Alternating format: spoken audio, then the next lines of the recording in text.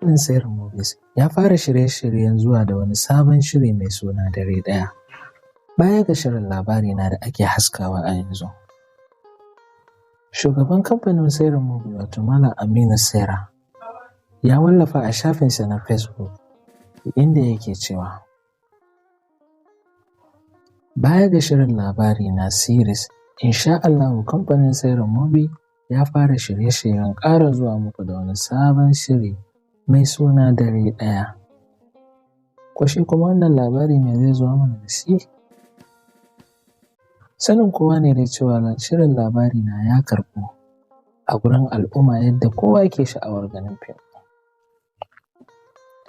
Duk da dai an samu canje-canje a cikin shi, amma har yanzu jama'a da dama ba su daina kallo da shauƙin son wannan fim ba.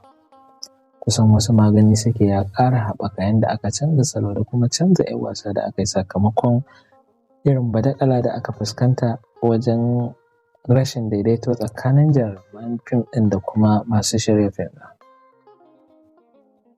Dai mu ci nan za mu zuba ido mu kalli yadda shi kuma da wani irin salo wannan darakta zai ƙara zuwa mana da shi a cikin wannan sabon shiri mai suna Dare Ɗaya.